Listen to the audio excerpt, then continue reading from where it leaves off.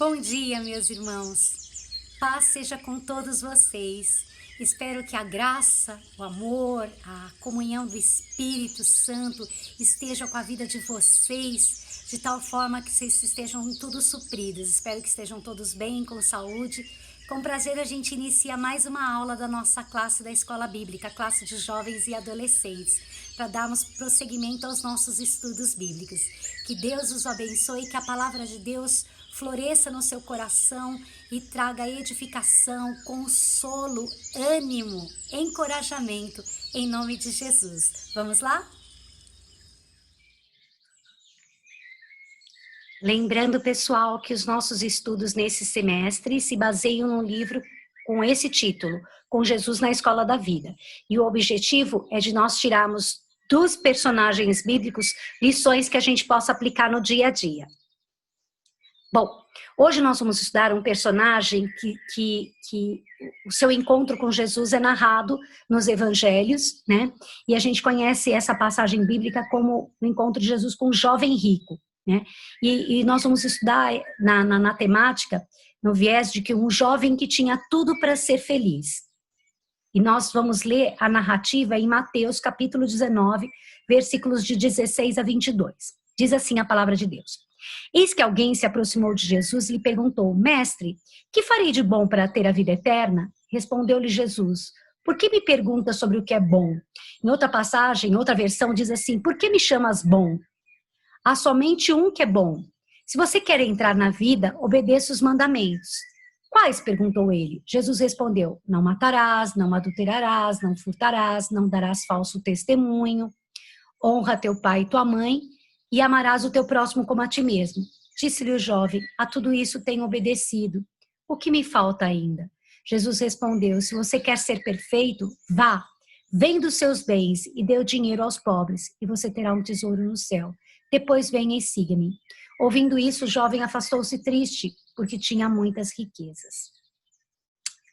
Tá aí uma pessoa que se encontrou com Jesus, que tinha tudo para ser feliz. Nós vamos estudar ao longo dessa reflexão algumas características desse jovem, e ele estava no ponto para ter a vida totalmente plena, né? Ele tinha tudo para ser feliz, mas ele foi o único personagem que se encontrou com Jesus e que saiu pior desse encontro do que quando chegou. Todas as pessoas que se encontravam com Jesus tinham, no mínimo, um confronto sobre seus pensamentos errados, sobre o engano do seu coração, ou elas eram curadas, ou elas testemunhavam uma cura, uma libertação, né? Algo que lhe trouxesse de um caminho ruim, de uma situação pior, e colocasse numa situação melhor. Só que esse jovem, ele chegou com o coração aberto, querendo ouvir de Jesus, reconhecendo que Jesus tinha as palavras de vida eterna sobre a eternidade, sobre o que fazer para a eternidade. E aí ele recebeu uma resposta de Jesus e ele rejeitou a resposta de Jesus. Então ele chegou melhor do que quando ele saiu, porque ele chegou com o interesse de saber sobre as coisas eternas, sobre a vida eterna, e quando ouviu, não aceitou a resposta que ouviu e foi embora pior, né?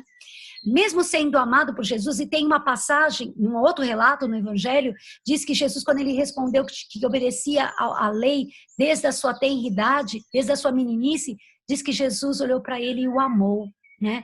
Mesmo sendo amado por Jesus, ele desperdiçou a maior oportunidade da sua vida. A despeito de ter vindo a pessoa certa, ter abordado o tema certo e recebido a resposta certa, ele tomou a decisão errada. Ele amou mais o dinheiro do que a Deus, mais os prazeres transitórios dessa vida do que a salvação da sua alma, né? Então a gente pode fazer uma lista das coisas boas que esse jovem possuía. Por isso que a gente viu como título da nossa reflexão, um jovem que tinha tudo para ser feliz.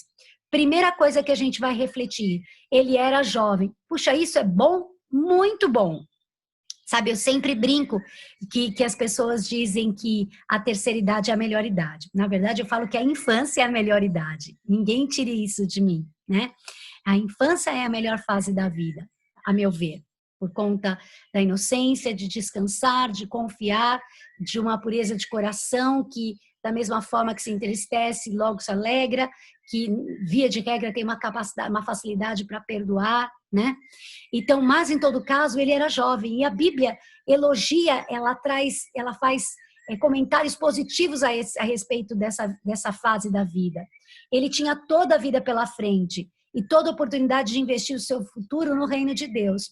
Eu louvo ao Senhor porque eu encontrei ao Senhor, eu não nasci num lar evangélico, eu não fui instruída desde criança na sã doutrina da palavra de Deus, mas eu encontrei o Senhor Jesus, ou melhor, o Senhor Jesus me encontrou e me salvou e transformou a minha vida. Eu tinha 16 anos de vida. Eu estava na mais tenra idade, eu estava na minha adolescência quando o Senhor entrou na minha vida e eu tenho já andado com o Senhor há quase 4 décadas, né? Eu encontrei o Senhor faz 37 anos, né? Então, toda a minha vida e a fase mais vigorosa da minha vida, eu estava no caminho do Senhor e Ele podia falar comigo e usar a minha vida, né? Esse jovem tinha saúde, ele tinha vigor, ele tinha força, ele tinha sonhos, né? E os jovens, eles têm entusiasmo, eles têm projetos e eles ainda têm muitas oportunidades. Olha, meu irmão, você tem que aproveitar essa fase. É uma fase em que há energia, em que há vigor, em que você pode investir em projetos de curto, médio e longo prazo, porque você tem tempo para isso. Se encha de Deus, se entusiasme, porque você tem oportunidade. Os jovens, eles podem ser fortes. A palavra de Deus, nós vamos ler daqui a pouquinho, ela diz: jovens, eu vos escolhi porque sois fortes. Neles, nos jovens, a palavra de Deus pode permanecer. 1 João fala também que eles venceram o maligno, eles podem vencer o maligno.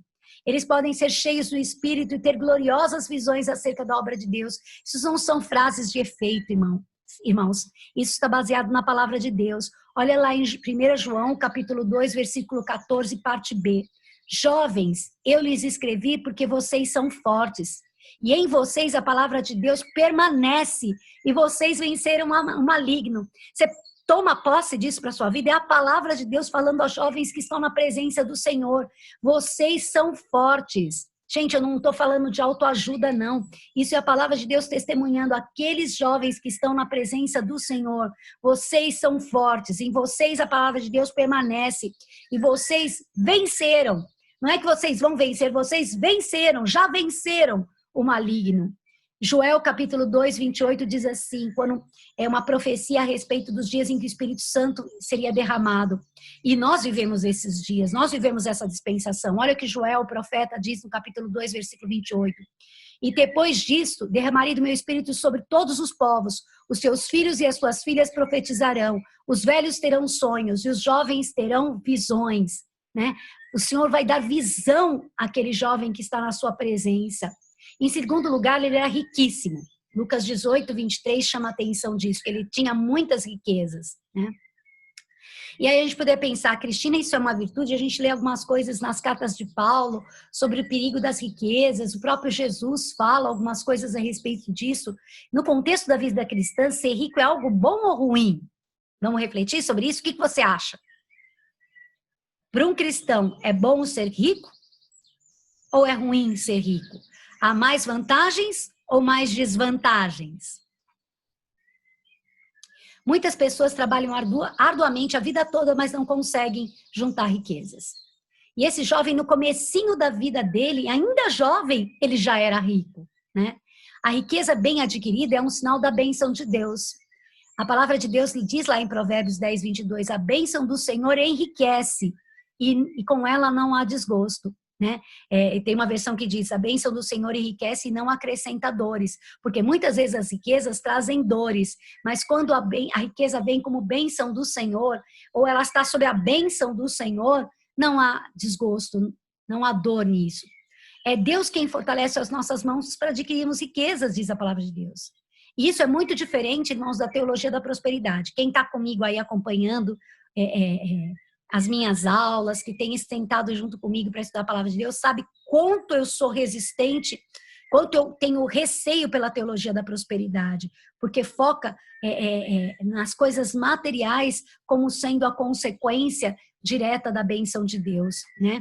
A teologia da prosperidade coloca a riqueza como uma prova indiscutível da bênção de Deus. Quem é abençoado por Deus, quem anda com Deus vai ser rico. Faz a vontade de Deus que você vai ser rico. Não, meus irmãos, não é assim.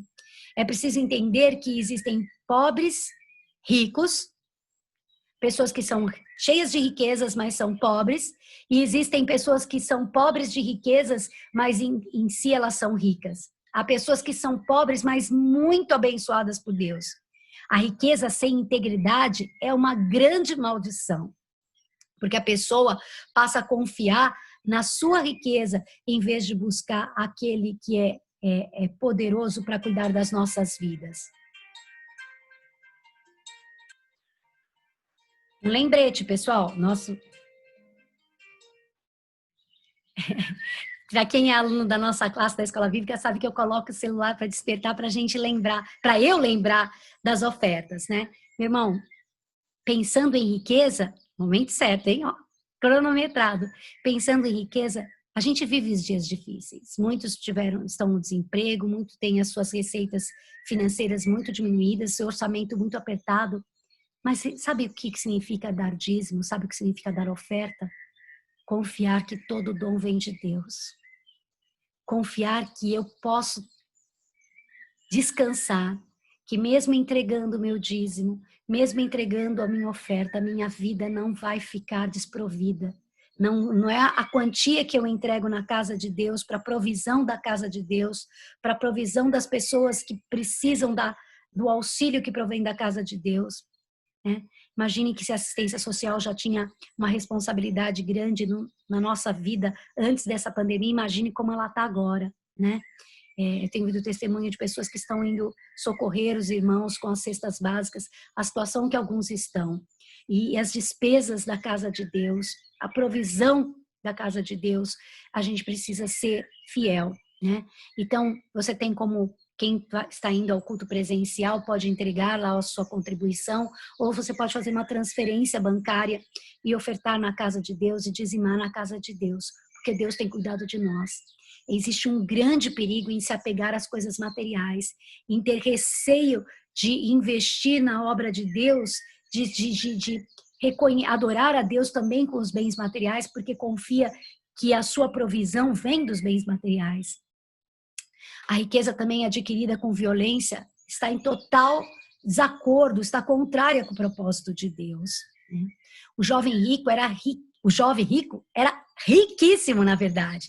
E tudo nos faz crer, somente quando Jesus ouve ele dizendo que te cumpria a lei, e desde a sua meninice, e Jesus o ama, a gente vê que ele era sincero, né? Se uma pessoa chega para mim, vou ser sincera, irmão, vocês sabem que eu sou, e diz assim, olha, eu tenho guardado todos os preceitos, os 10 mandamentos, desde que eu era criança. Eu posso não confrontar, mas dentro de mim eu vou dizer, vá, tá, você tem cumprido a lei de Deus, de uma forma geral, tá se achando ali com Jó, né? Íntegro, reto, em quem não se acha dolo nenhum. Mas ele falou isso para Jesus, Jesus o amou. Se Jesus o amou, é porque havia sinceridade no que ele falava, né? Tudo nos leva a crer que ele tinha adquirido esses valores de forma honrada e honesta, com a bênção de Deus, né? Jesus não reprovou ele ter riquezas, né? Em terceiro lugar, ele era proeminente, era uma pessoa que tinha destaque na sociedade, né? Ele possuía um elevado status no meio onde ele estava. Além de ser rico, ele também era uma pessoa, um líder famoso, influente na sociedade. Ele era bem visto, ele tinha uma boa reputação, ele tinha prestígio, né? Quarto lugar, ele era virtuoso, e a gente viu isso na passagem que leu. Ele era uma pessoa que tinha boas obras, que tinha boas atitudes, que tinha um bom caráter, uma pessoa honrada, né? Uma pessoa de boas obras mesmo, né? Ele declarou, mestre, a tudo isso tenho obedecido desde a minha adolescência, em Marcos 10, 20 diz, né? Desde novinho, ele cumpria os mandamentos de Deus. Ele era uma pessoa virtuosa, né? Disse-lhe o jovem, a tudo isso tenho obedecido, em Mateus 19, 20. O que me falta ainda? E ele foi sincero, ele buscava e ele era bem-sucedido em cumprir os mandamentos, a lei do Senhor. Ele tinha alcançado nota máxima, não apenas na opinião dos outros, mas também na sua própria opinião. Na verdade, ele sabia que estava faltando alguma coisa, mas quanto àquilo que a lei apresentava para ser obedecido, ele cumpria. Ele era um observador da lei. Eu volto a dizer, o fato de ter o relato no Evangelho de que Jesus o amou significa que ele estava sendo sincero. Ele aplicava-se a cumprir a palavra de Deus, né? Ele não vivia em orgias, nem farras por ter muito dinheiro, né? Mas pautava sua conduta pelos mais rígidos padrões morais, né? Sua vida exterior parecia ser irrepreensível. Provavelmente, se ele cumpria os mandamentos, ele devia ser uma pessoa que tinha uma vida religiosa. Ele devia ser conhecido, inclusive, na sinagoga, como uma pessoa que cumpria as coisas.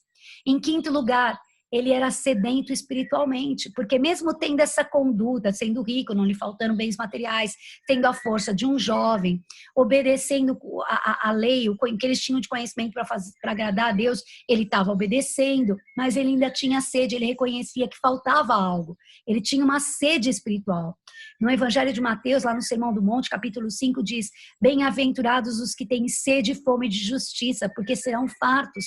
Não só uma justiça extrínseca, eu vejo tanta coisa errada, isso me deixa indignado, eu quero ver a justiça nessa terra. Isso está certo, irmãos, mas existe uma outra abordagem disso. Bem-aventurados aqueles que têm sede de justiça, de justificação para a sua vida, de ser justificado. E conforme nós estudamos a palavra de Deus, a gente vê que o homem não é justificado pelas suas próprias obras, né? Ele não é justificado por suas próprias obras.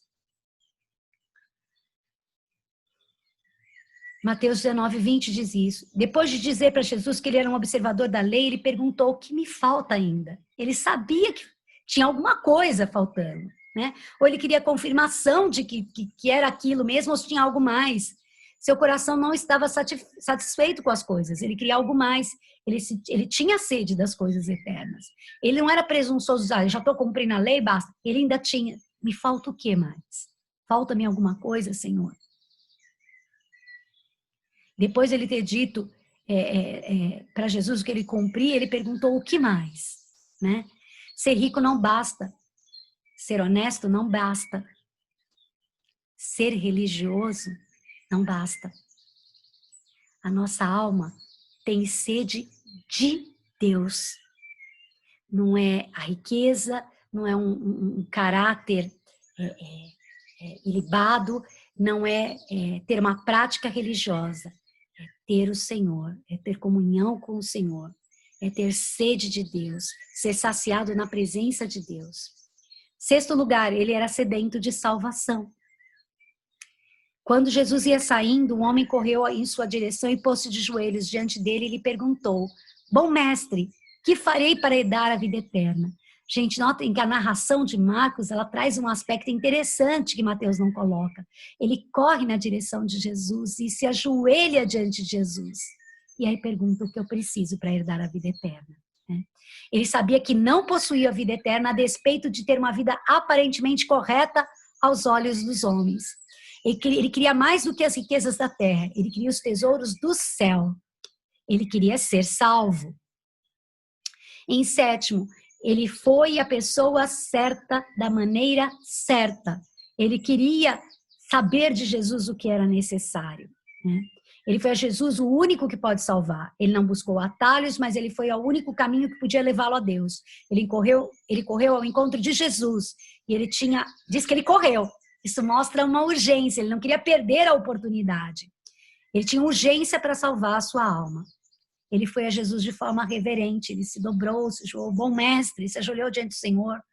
Ele se humilhou e demonstrou um coração quebrantado. E a palavra diz que em Marcos 10, 21, Jesus olhou para ele e o amou. Ele foi amado por Jesus. Jesus viu o seu conflito, o seu vazio, sua necessidade, a sua sinceridade e o amou. Mas a despeito de tudo isso, o jovem rico demonstrou que estava enganado sobre a salvação. Ele pensou que era uma questão de mérito. Observe esse gifzinho aí, meu irmão. Quantas vezes nós que fomos alcançados pelo Evangelho, a gente se sente caminhando em direção à presença de Deus, à vontade de Deus, como esse esse desenho aí, tentando empurrar a ladeira assim, um grande fardo. Nós quantas vezes achamos que nós temos nossa parte de mérito para alcançarmos a vida eterna? Ele pensou que observando determinados preceitos externos estava quite com a lei. Mas Jesus não viu apenas os seus atos, mas viu o seu coração. Aquele jovem não possuía apenas o dinheiro, mas também ele era possuído pelo dinheiro. O dinheiro era um Deus para ele. E ele jamais poderia servir a Deus e a Mamon. Para quem desconhece esse termo, Mamon é considerado uma divindade, uma falsa divindade, uma divindade que os homens criam, que é quando há um apego à riqueza, né? Ser apegado à riqueza, idolatrar, colocar os bens materiais, as coisas materiais como prioridade é servir a Mamon.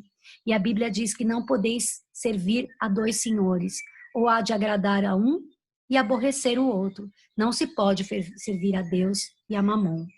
Ele deu mais valor à riqueza que se ajunta na terra do que aos tesouros do céu. Ele rejeitou a salvação por amor a dinheiro. Por amor ao dinheiro. Ele saiu triste da presença de Jesus, porque amou mais a terra do que ao céu. Puxa, eu sou jovem, se eu dou todas as minhas riquezas e vou e sigo a Jesus, o que vai ser da minha vida? Eu tenho uma vida inteira pela frente. Se eu tivesse morrendo, eu poderia dar tudo para o Senhor. Se eu tivesse 6 meses de vida, né, tivesse no fim da minha existência, mas eu tenho uma vida inteira e eu vou dar tudo que eu tenho para os pobres. E aí eu vou me tornar um pobre. E aí eu vou seguir a Jesus sem recursos, né? Ele amou mais as coisas terrenas do que o céu. Ele queria a eternidade. Mas quando pensou na provisão dessa vida, ele amou mais a provisão dessa vida. Ele amou mais o dinheiro do que a vida eterna. Ele amou mais a si mesmo do que a Jesus. Aí, irmãos, a gente tem que analisar a si mesmo. Sabe? Quando a gente participa da ceia, Santa Ceia, normalmente o pastor lê aquela passagem lá de 1 aos Coríntios, capítulo 11, e fala assim, examine-se, pois, o homem a si mesmo. E a gente sempre tem um tempinho de olhar, examinar o nosso coração, né? Antes de participar da ceia, ver, puxa, eu estou andando de acordo com a vontade do meu Salvador, né? E às vezes a gente olha para aquelas coisas, aqueles pecadões cabeludos, né? Coisa que não aconteceria na nossa vida. Não, eu não me drogo, eu não me prostituo, eu não bebo, né? Isso nem tanto hoje em dia. Mas assim, aquelas coisas terríveis, eu não roubo, eu não mato ninguém. Mas olha para aquilo que seria a sua mazela. Aquilo que você precisa. Você é uma pessoa que se ira com facilidade, você maltrata as pessoas, você negligencia a sua vida com Deus no sentido de devocional, de ler a palavra de Deus, de orar todos os dias, de confiar no Senhor, de amar o Senhor. Você é uma pessoa que é egoísta? Você é uma pessoa orgulhosa? Será que você é uma pessoa ciumenta? Existem uma lista tão grande, a gente pode olhar lá em Mateus capítulo 5, a última vez que eu preguei na igreja, a gente já estava sobre regime de quarentena, foi o primeiro domingo da gente na quarentena, eu preguei lá na igreja, né? E eu falei sobre os frutos que agradam a Deus, sobre dar frutos, está ligado à videira verdadeira. E a gente viu um pouquinho lá sobre as obras da carne, que está no capítulo 5 de Gálatas. O mesmo capítulo que fala sobre o fruto do Espírito, os aspectos do fruto do Espírito, antes discorre sobre que obras da carne. Vamos fazer um checklist ali, irmãos, capítulo 5 de Mateus, capítulo 5, perdão, de Gálatas, e vamos ver como está a nossa vida, né? Nós estamos servindo realmente ao Senhor? Ore comigo, meu irmão. Senhor nosso Deus, graças te damos pela tua bondade e misericórdia, pela tua justiça, pela tua fidelidade. O Senhor é bom em todo o tempo e por isso nós te louvamos, Senhor. Por isso nós te agradecemos. Nesta manhã de 31 de maio, Senhor, eu estou aqui perante o Senhor orando. O Senhor sonda o meu coração. E o que tem ocupado o meu coração como prioridade, além do Senhor. O que, Senhor, toma o trono do meu coração? Oh, Senhor, me ajuda a sempre te entronizar. Fazer do Senhor, o Senhor realmente da minha vida, das minhas atitudes, dos meus sentimentos, dos meus pensamentos.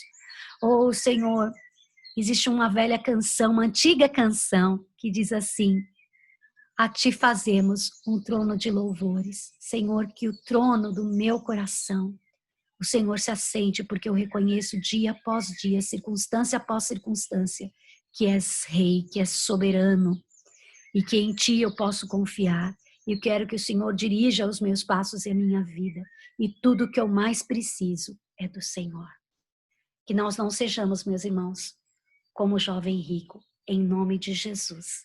Amém. Deus os abençoe.